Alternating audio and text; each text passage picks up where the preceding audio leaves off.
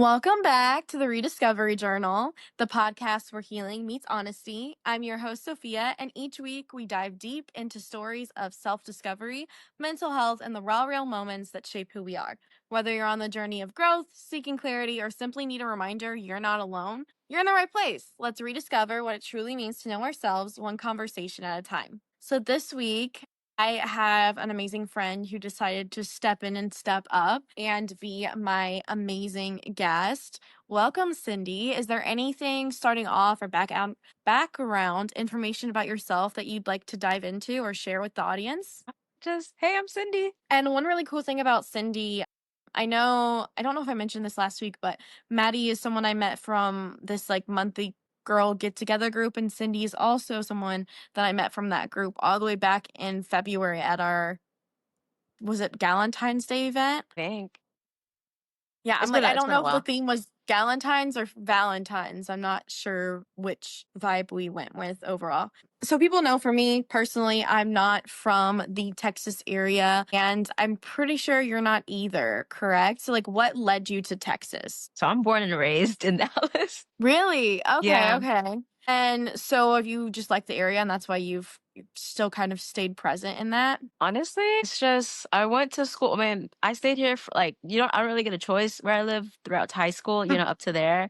And then I went to college in Texas just because I was able to get a full ride through a school here due to my academics in high school. So one of the things about where I graduated in my placement, I was graduating the top 1% of my school. And within Texas schools, if you graduate to the top 1%, you can go, you have to get accepted first, but when you apply to a school, oftentimes you get full admission, like everything paid for tuition. So I got 4 years of Wow. free tuition because in high school I worked really hard. I mean, I was not that great of a student in college. Don't get me wrong. I kind of took that tuition being paid for granted. But I mean, it was either choose an in-state school, maybe not the school that was my dreams, choose an in-state school and not have it paid for, or go to my dream school. And I remember at the time I was like, I didn't want to take out loans because I didn't want to pay them back. I didn't want to have the idea of even just taking out loans for housing because sometimes housing isn't paid for. So I was just like, let's just do an in-state school, and from there, yeah. I'm so jealous. I wish I could be one of those lucky few who doesn't or didn't have to take out any school loans. So you're Well, kind of more recently graduated, correct? yeah, just been a year. What has been the transition like for you from college life to what people call the quote unquote adult life? I mean, in college, I did move out, so paying bills and doing the adult things like cleaning and stuff like that. I mean, I was kind of used to it now. So it's not hard. That's one thing I didn't have to learn to adjust to. One thing that I did have to learn to adjust to was I remember it was really hard for me when I graduated from college, understanding time constraints now. Because when I was in college, I remember I had a house with my roommates who are also some of my closest friends in college, and we had an open door policy. Literally, friends had code to my house, I had codes to their apartments, and people were welcome 24/7. There was always at least one person at my house. We would do gatherings at my house and just stuff like that. And so it was always nice having people around. People were Mm-hmm. able to come in and come out whenever they wanted to study.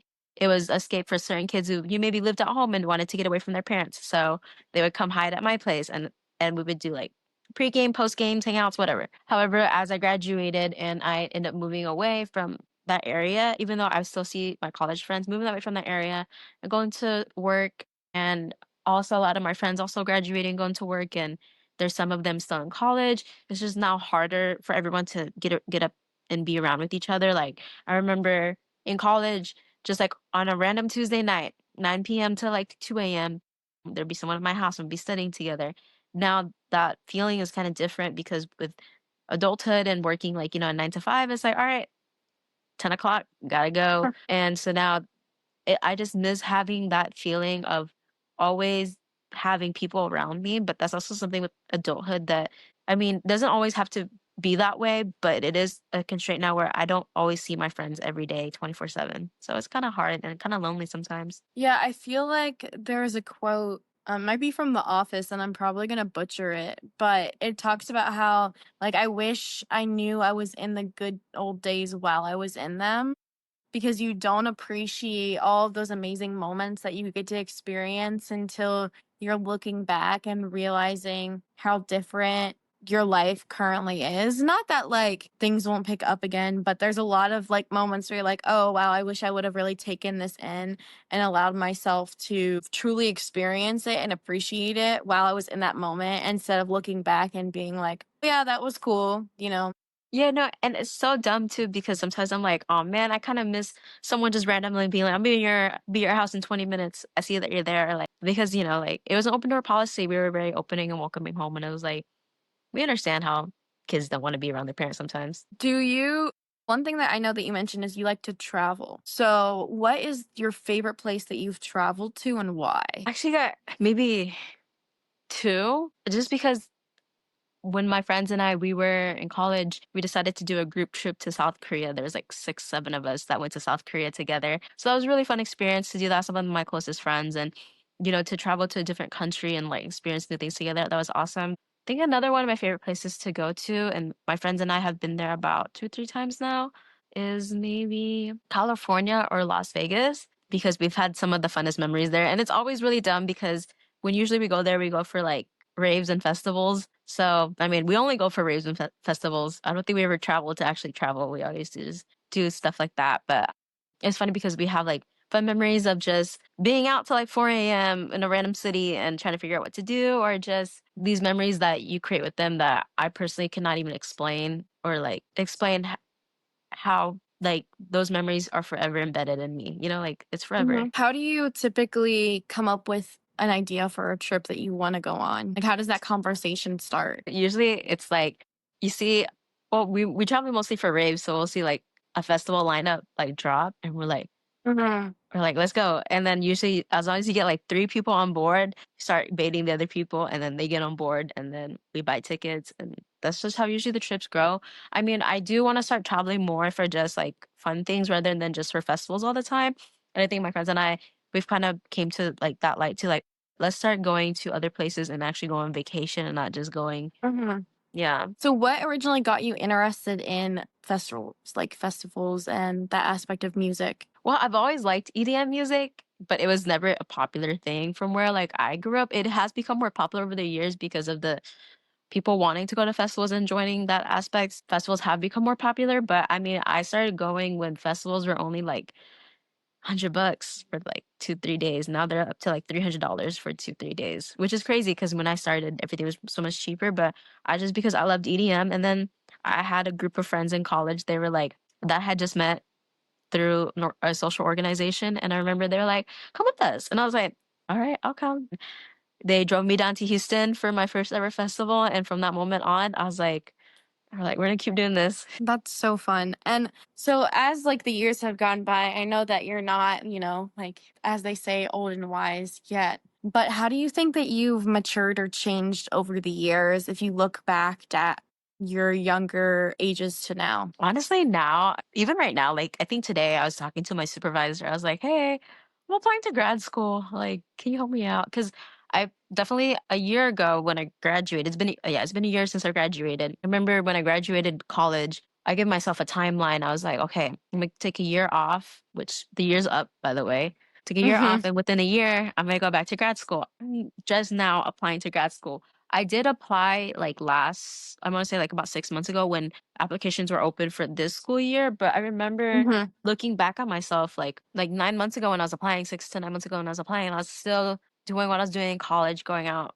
a lot, and also just um wanting traveling too much, and not too much, but traveling and doing stuff that I knew if I was still doing while trying to go to grad school, I would not focus on grad school because that's how I was in undergrad. I Hmm. mean, my last semester of undergrad, I was in Miami, I was in Seattle, I was in California, and I was in Wow. Chicago because I was trying to live it up my last semester of college, which I mean is not there's nothing wrong with that. I mean, I still got my work done. I Yeah, still I'm graduated kind of my degree. jealous. Yeah, but I remember like graduating, telling myself, okay, let's take a year off. But even within like 6 months before this, with like us, you had to submit applications by a deadline, and you had to like Hmm. get accepted and all that stuff. And I remember like even like 5 months before when the deadlines were happening and everything, I was sitting there thinking to myself, like, if I go back to grad school at this time right now, I will probably flunk out because I'm still Mhm. not. And it's crazy because that was 5 months ago, and 5 months later when the semester is supposed to start, and the semester for, like, grad school or, like, just fall semester for most, programs are starting, like, within the next 3 weeks to a month or something. Now I'm, like, in the different mindset. It's like, "Okay, I'm not going out anymore. I'm not doing the things that I used to do anymore." I mean, I still Mhm. am, but in moderation, not like I was a year ago. And now is when I'm Mhm. like, "Okay, I'm finally, like, more mature, ready to, like, not be wilding out anymore and just be more mature and just start applying to grad school and, um, like, be ready to be more focused on school." Because I knew for a fact that my last semester of school, I was not focused. I was just kinda, like, barely, passing by. That's so funny that you say that because my last semester of undergrad, my last year really, I was in graduate classes. So, like, I didn't have the ability to really be like, let's do something fun. Of course, I did some fun things, but like, it wasn't to the extent of a lot of people around me because I had to like really lock in order to make sure that I was doing well to continue on in the graduate program I was going to be starting in.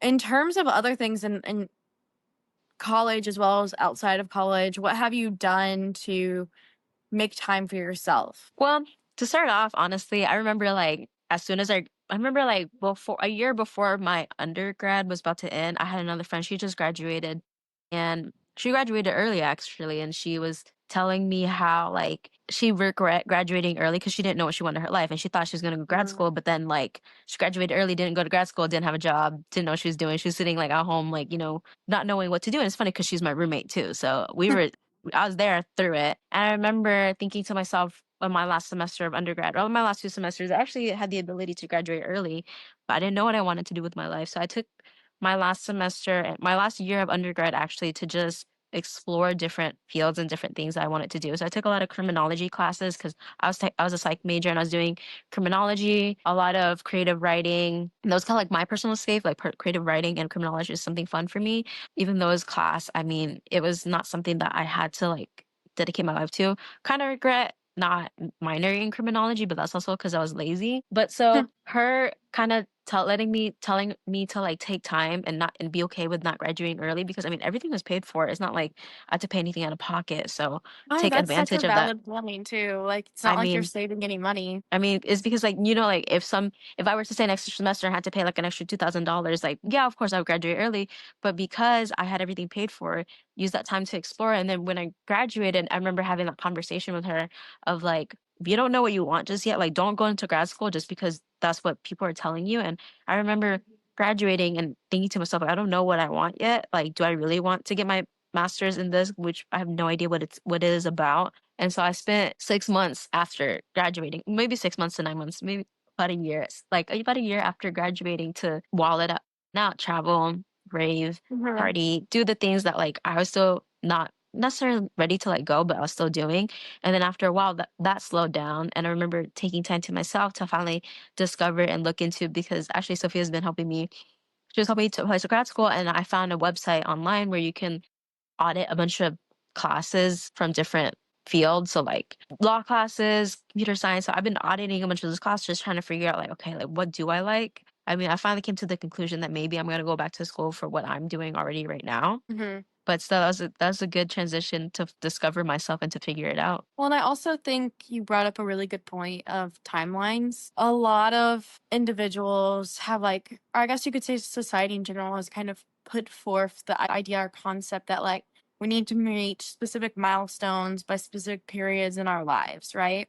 But every individual has different talents and different overall life cycles of where they're supposed to reach different events when. And other, like, you and I are going to hit not only different events, but also at different times in our lives. And so I think it's really important to recognize that, like, even though maybe your original plan, you thought you were going to go into grad school right away, you followed what your intuition told you to do and took time to figure out yourself and what you wanted instead of diving into something and then being in the middle of it and realizing it's not the path for you. And I think a lot of people would have done the opposite of just dive into something because that's what like the societal norm would be instead of figuring out like what is best for them. Yeah, and I think that's pretty true too. Because I remember like you're an inspiration for me 'Cause you went to school for forensics or not forensics, I remember, like No, yeah, forensics. yeah, forensics, yeah.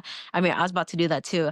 I just got lazy, shoulda done it, my bad. But, I remember, like, you went to school for forensics, you went into forensics, you got your master's in forensics as well, and now you're completely switching careers, and it's Mhm. crazy to say that because, like, I remember for the longest time, I'm too terrified to switch careers. It's like starting over something that like, when you already built and it's the same for me, but for me, it's not that I was afraid of starting over. I gave myself the option to explore other careers and look into. Mhm.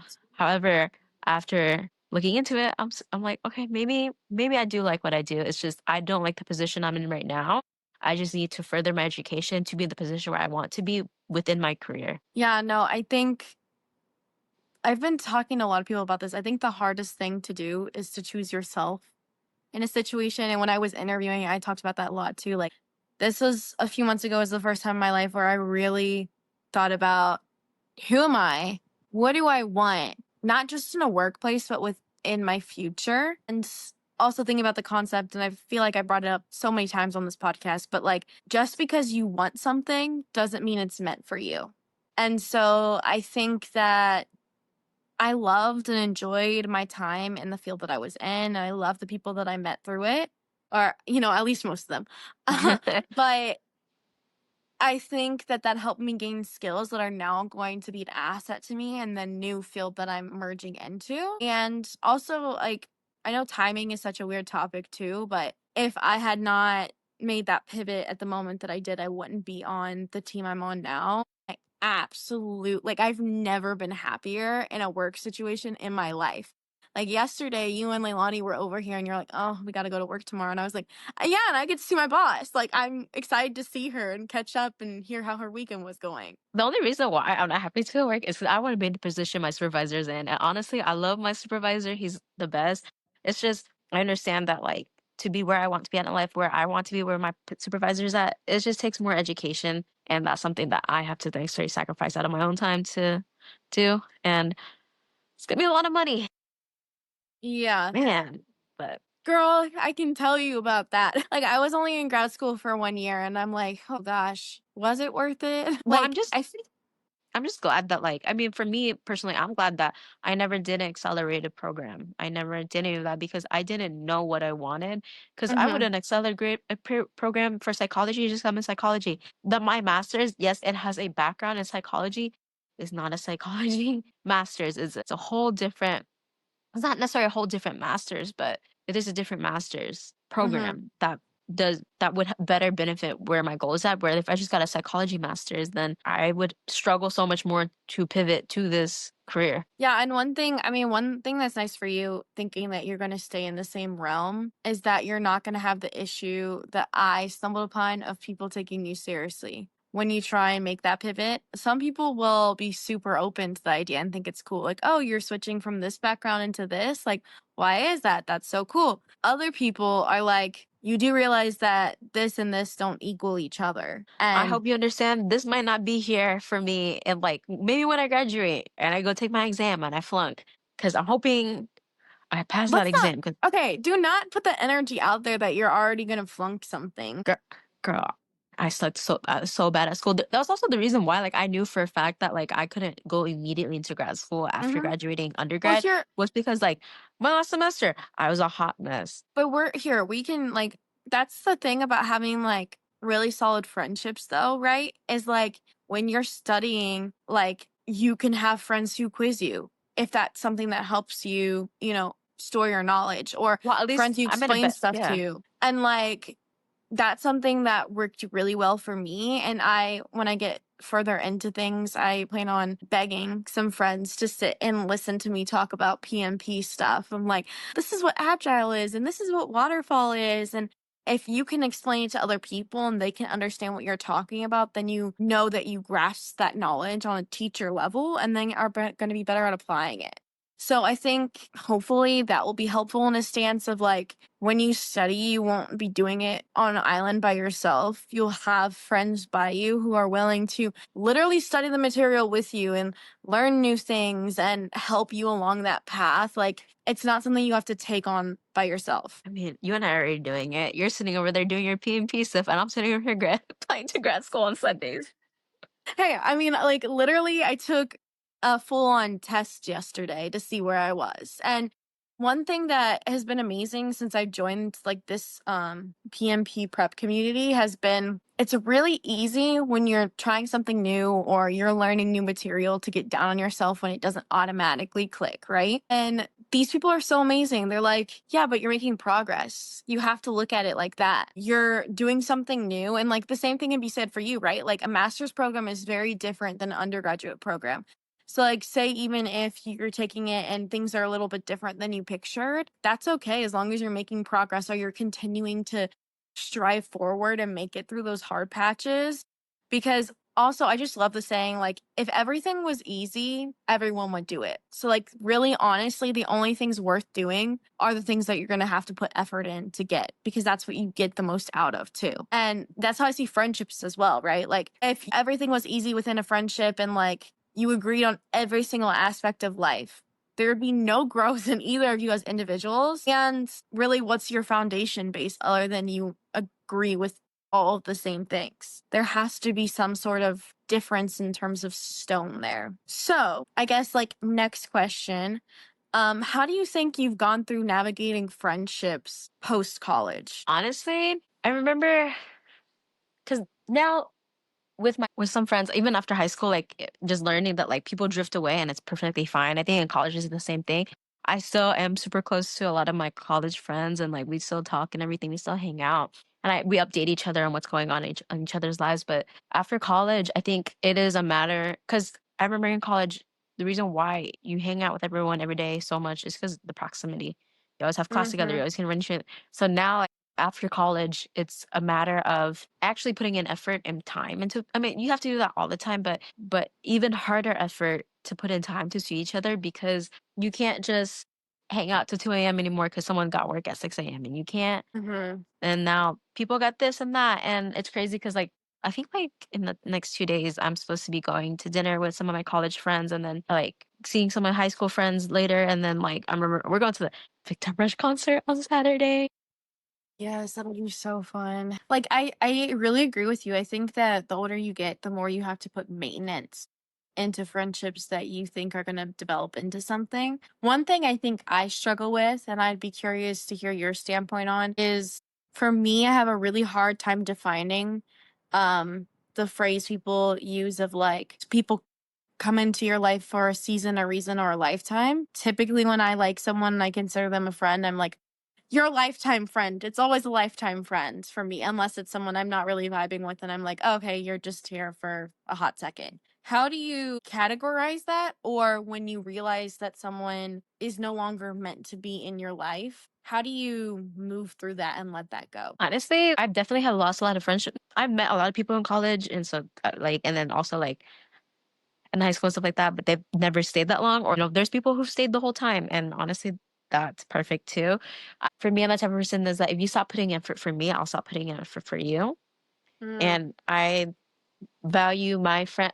I mean, not to say it in this way, but I know like you and I talk, and you've seen me with a pretty busy schedule, seeing certain people, and like sometimes like I can't do this and that. So I'm not gonna waste my time on people who won't necessarily like make effort or time to see me mm, when I could be using that time allocated for my other friends. Like I mean, and also if in a way like if we haven't seen each other for a while, talked for a while, and you're not necessarily communicating with me, I'm not gonna waste my time trying to push you to be my friend either. hmm. And that's okay. Like I've Yeah, lost friends, I've kept friends, and that's fine. I feel like that's a really good stance on it, but I also feel like for me, it depends like on the person. I really struggle with like that aspect of letting go once I'm like committed to like a friendship. For me, like that person is always somewhere in my mind. Like I'm not just like, oh, out of sight, out of mind, goodbye, see you never.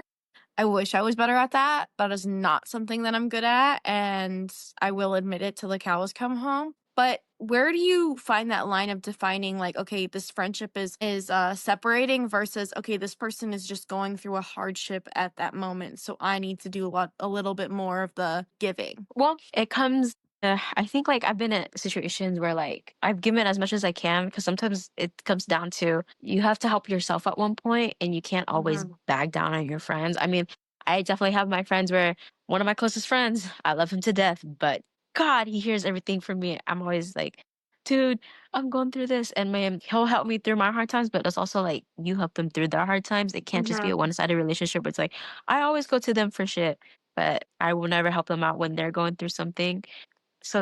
So part of that is that, and so just learning like where you draw your boundaries with people too. I know like we had a conversation before where you have Yeah. problem with boundaries with people. I've been told in the past, which I mean, in the sense, I really don't care what people say. I've Mhm. been told in the past, like me having very strong boundaries for myself, speaking out for Mhm. myself, and like not being very vocal about myself and having really strong stance on who I am as a person.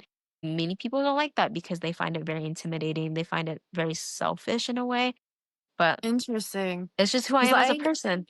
I see it as the opposite. Like, I wish I was more strong in my stance of being like, "No, like, this is I told you I don't feel comfortable doing that. I'm Well, not doing I that." mean, people will find it selfish and whatever because usually they're the ones I'm going against because I don't see that for myself.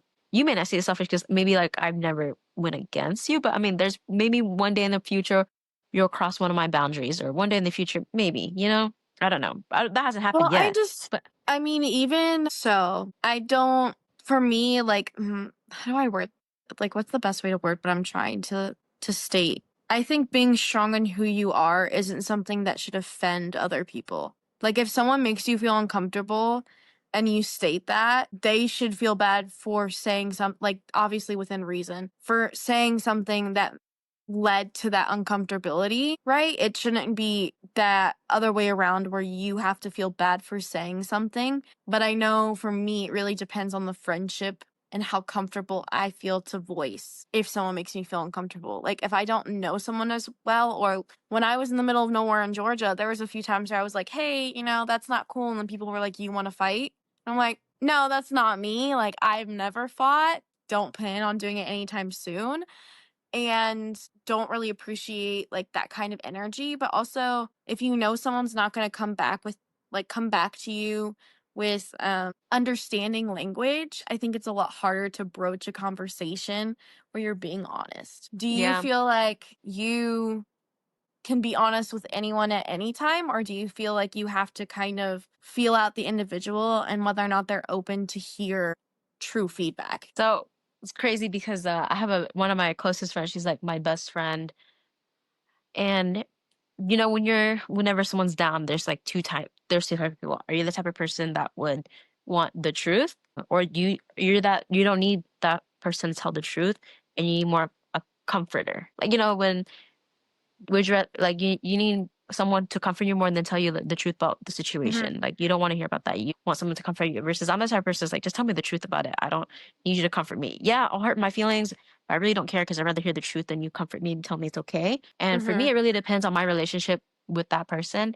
To be fair, to be honest, in my opinion, I don't know you and I don't like you, and I don't have that relationship with you, you're gonna get the truth. If you're my friend and I know that you're the type of person, because my best friend, I'm the type of person who's the truth. My best friend, she's the comfort type. So whenever we do Hmm. go to each other about each other's problems, she understands with me. If I go to her with a problem, she's just tells me the truth. However, if she comes to me with a problem, I understand. Don't hit her with the truth because that will hurt her feelings more. Hmm. Hit her with comfort. So it really depends on the person's situation. Yeah, I'm like, for me, I need a mix. Okay. I don't want you to lie to me, but I also don't want you to break me, Yeah. Like, But find for a me, happy like, medium. but you understand, like, for me, if you are my friend and I do value our relationship You're not going to together, lie to me.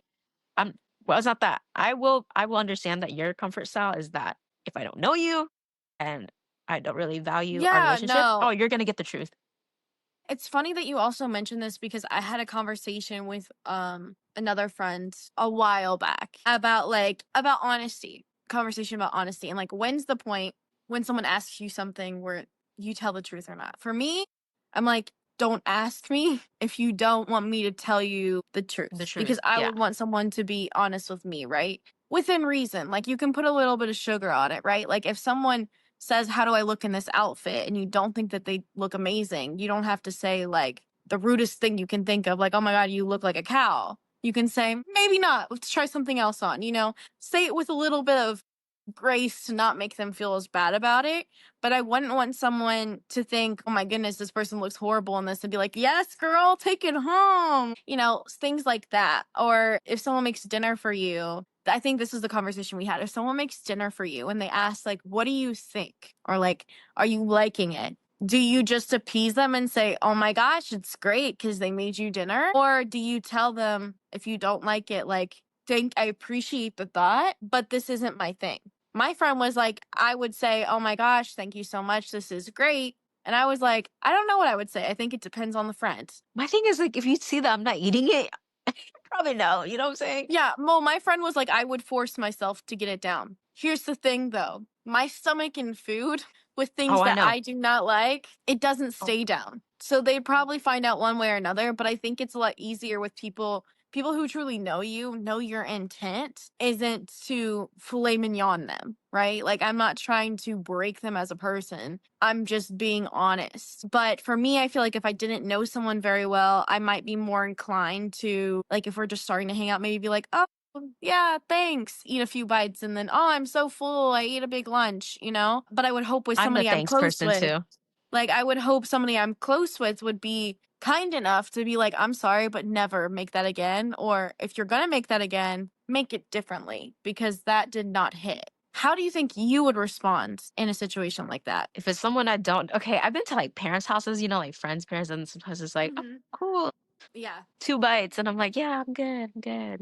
But I've also been on the other side of the spectrum where it's like my friends, and I'm like, actually, no, my friends are pretty good cook. Oh, actually, no, I had one person just cook me corned Yeah. beef and eggs, and I was like, dude, you call this dinner? I was like, why? I was like, I could have cooked something for us. Like, I won't be that blunt. I'm like, should just let me cook. Okay, so you're kind of more of the honesty within reason. Yeah, Okay, cool. Because we got into a really deep discussion about it. Because she was like, "No, I would straight up tell you it was great," and I'm like, "But that doesn't make sense to me. What if you're hating it?"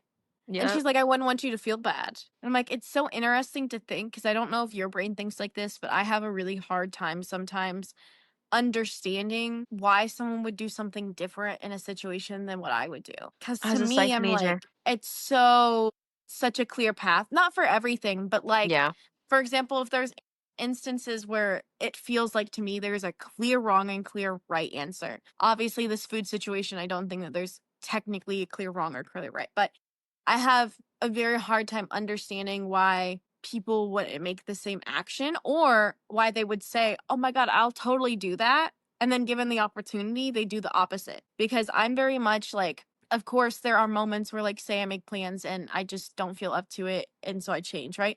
But if I make a commitment to someone and I say, "I'm going to do this," or "I'm going to have your back in this situation," when that situation occurs, I don't go, "I don't know what you're talking about. I wasn't around for that." Like, I'm not changing my story. I'm not rearranging things. Do you think that you think in terms of that linear path, or do you feel like you have a deeper understanding in terms of other people's decision making processes? Girl, I was a psych major, so I'm gonna break it down psychology style.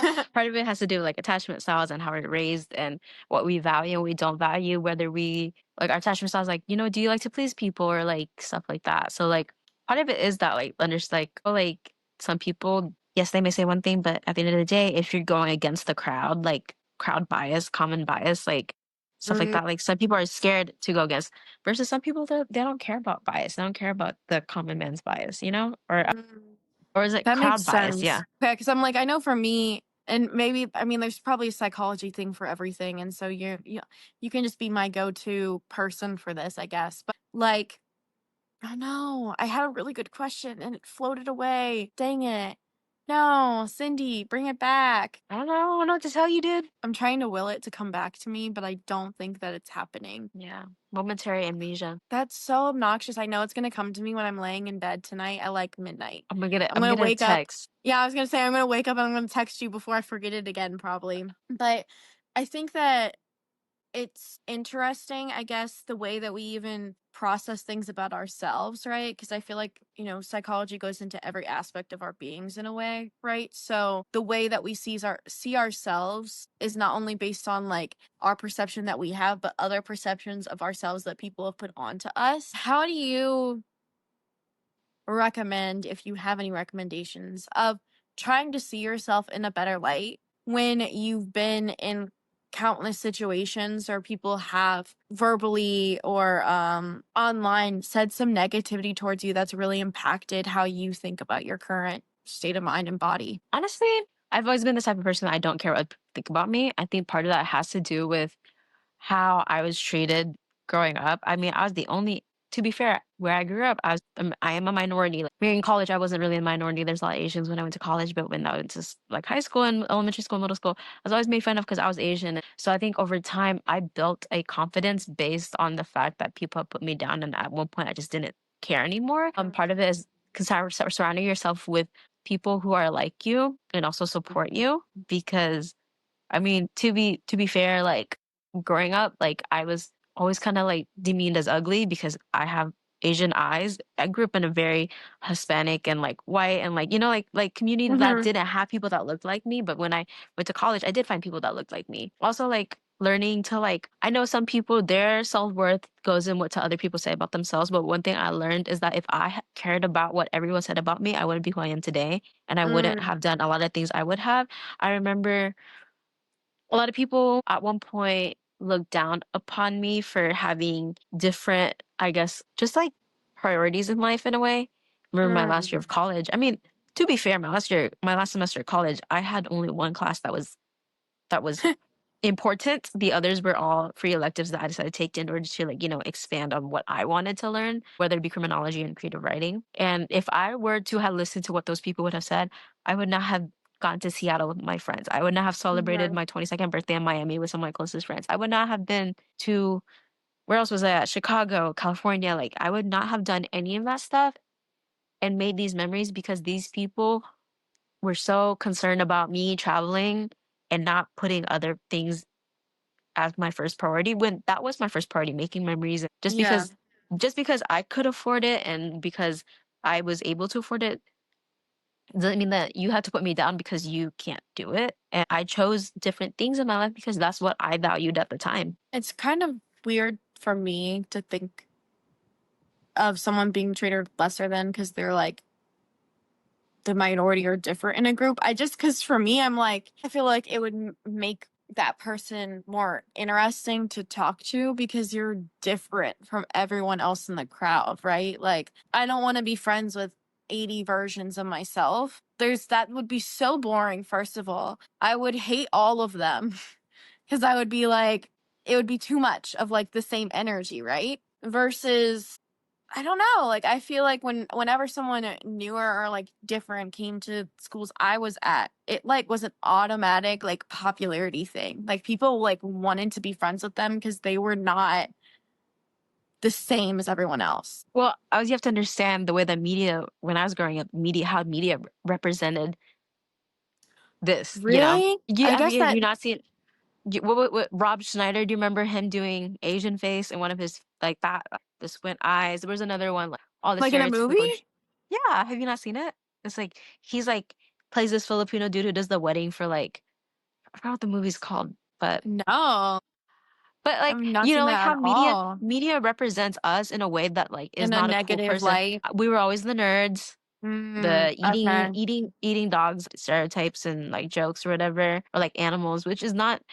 And I'm not even gonna get into that, but like, stereotypes, They they're play good and they're they go bad. deep. Yeah, they go deep. They go deep. Uh, Yeah. And but it's really hard for people who are solely ingrained into their thoughts to be open to people who are from those different backgrounds. No, that does make sense. I remember though when I was in grade school, there was a set of twins who came over and they're Korean and everyone was like, "Oh my gosh, I want to be their best friends. Like they're so cool. We don't have any like kind of similar to your school. We were predominantly like a white school. And then I think the second most common race might have been like black. Like just wasn't as diverse as some other areas. But I remember like meeting them in classes and stuff. And the first thing I thought was like, oh my gosh, these people are so cool and had nothing to do with like their race or anything. It was just like they had a lot of cool talents and abilities that I admired, specifically like in art and just like the way that they saw the world. Like we just really connected and they ended up being like my best friends, like all the way from like gosh, when did they get there? Like fourth grade all the way to like freshman year. We were super close. And I don't know, maybe it's just I think about things differently, but to me, I don't understand the emphasis around why it matters what someone's appearance is, Well, like in terms of how you treat them.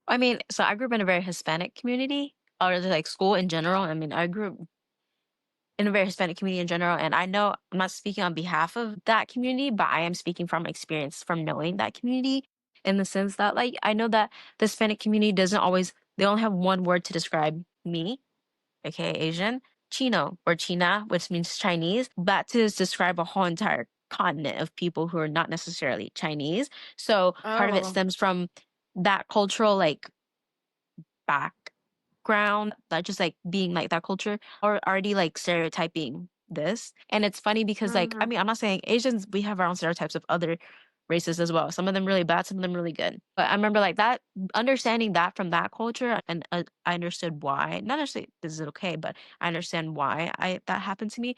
But at the end of the day, it is what it is. I'm here now. Also, like if you media being a big thing, like if you ever looked at like any any like live action shows, like the Asian's always the nerd, blah blah blah blah. Pop K-pop was for gay people because have you Really? have I've you not have heard that at or all. have you not seen how they dress very feminine, and guys are very feminine, and it's great that they're, it's mad, but like I Okay. remember people used to call it ching chong music, and it's crazy because it was Korean music, whatever. Not even gonna touch onto that, but it's crazy now to see that transform because if you look into the society today, K-pop is such a big thing within Western culture as well, Yes. and I even remember that and blowing up when I was in high school. and even anime now. Anime is such a huge thing, but it's funny because you make fun of that culture. Like people pick bits and pieces that they want to respect and then the rest of it they toss to the side, which is really disappointing because I just don't understand. Like obviously it's impossible to be like fully aware of every single aspect of every individual's culture, but to me, it just feels weird to make a negative assumption about someone based on things that you've heard. Because just because one person acts a specific way does not mean that every single individual from that background is that person. And I Yeah. feel like that's kind of where people go with things is they have one negative experience with an individual and they just put it on to every person that they think act similar to them or look similar to them instead of giving individuals a chance. I know that you had a lot of other things going on tonight, so I wanted to end with two more questions. The first one is the most important question of the evening. Ask every guest is what era of life or of yourself in terms of discovery do you think that you're currently in? So I'm in my pivoting era. What era are you in? So I'm currently still in my rave era, slowly transitioning to graduate school era. Okay. I like that. And then last question is, do you have any final thoughts you'd like to share? Someone help me pay for grad school, please. I'm so stressed. I'm so broke. Then we're just going to end here with my extra. So thank you for joining me and this journey of rediscovery. If today's conversation resonated with you, I'd love for you to subscribe, leave a review, or share this episode with someone who you think might need it. Remember, healing isn't linear and growth takes courage, but you're never really alone in it. Let's keep the conversation going. Follow the Rediscovery Journal on Instagram at the Rediscovery Journal. I know, how creative. And connect with our community. Until next time, keep exploring, keep growing, and most of all, keep showing up for yourself. Thank you and have a great night or morning or evening whenever you're listening to this. Bye.